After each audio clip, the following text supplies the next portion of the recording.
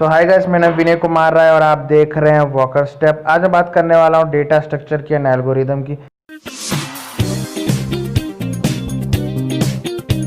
दोस्तों, ये data structure and algorithm की पहली वीडियो है।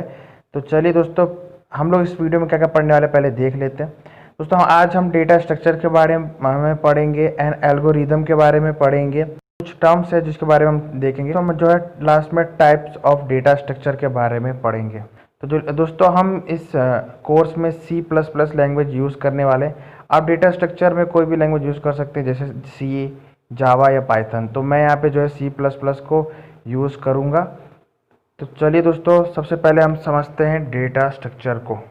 तो दोस्तों, डेटा स्ट्रक्चर क्या होता है? डेटा स्ट्रक्चर दोस्तों डेटा को ऑर्गेनाइज करने में या मैनेज करने में या इसको स्टोरेज फॉर्मेट में इस तरह अरेंज करने में कि वो हमारी जो इफ़िशियंसी को इंक्रीज़ कर दे और जो हम इजीली मॉडिफिकेशंस कर पाएँ, उसको डेटा स्ट्रक्चर कहते हैं। दोस्तों, डेटा स्ट्रक्चर के एग्जांपल है array, stack, Q, link list. दोस्तों, इन सबको जो है हम आगे वीडियो में एक बार देखेंगे, ठीक है। तो अब दोस्तों हम बात करते हैं एल्गोरिदम की। एल्गोरिदम एक सेट ऑफ रूल होता है जो कि किसी प्रॉब्लम को सॉल्व करने के लिए हम यूज़ करते हैं। ये एक स्टेप होता है जब हम किसी गिवन प्रॉब्लम को सॉल्व करने के लिए, उसको जो है एल्गोरिदम कहते हैं। दोस्तों, हम एल्गोरिदम को एग्जांपल से समझते हैं।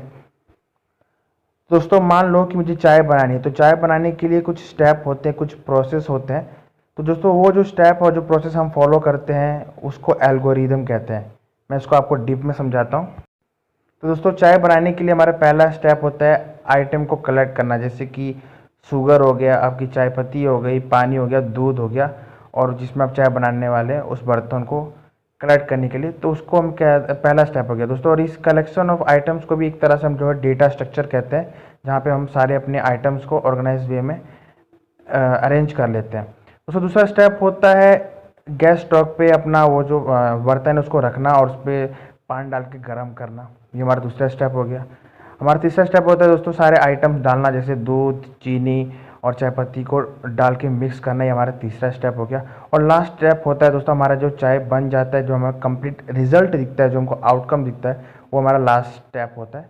दोस्तों, ये था एक एग्जाम्पल ऑफ एल्गोरिदम, मतलब हमारे रियल वर्ल्ड के एग्जाम्पल है। पर टेक्निकली वर्ल्ड में अगर हम समझना चाहें तो एल्गोरिदम क्या होता है, तो उसके लिए दोस्तों मान लो कि अभी मैं आपको एग्जांपल दिखाता हूँ कि हम टेक्निकल वर्ल्ड में एल्गोरिदम किस तरह दिखते हैं।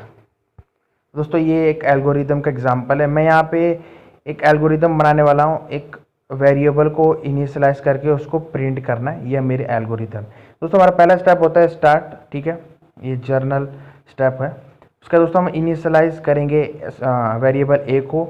उसके बाद हमारा तीसरे स्टेप में हम उसको प्रिंट करेंगे और लास्ट स्टेप में जो है उसको स्टॉप कर देंगे। तो दोस्तों, ये एक सिंपल जर्नल एग्जांपल हो गया एक एल्गोरिदम का। इसी तरह दोस्तों हम पर्टिकुलर प्रॉब्लम को सॉल्व कर सकते हैं, जैसे हमको एरे में सर्च करना है या सॉर्ट करना है। तो दोस्तों, हम जो है इस तरह एल्गोरिदम को लिख के फिर बाद में उसको प्रैक्टिकली इम्प्लीमेंट करके जो है हम उसको सॉल्व कर सकते हैं। तो दोस्तों, ये हमारे हो गए डेटा स्ट्रक्चर एंड एल्गोरिदम। हम कुछ बेसिक टर्म्स है जो हमको सीखना है वो हम देख लेते हैं। दोस्तों, ये दो बेसिक टर्म्स है जो हम सबसे ज़्यादा यूज़ करने वाले हैं इस कोर्स में, वो है डेटा एंड इन्फॉर्मेशन।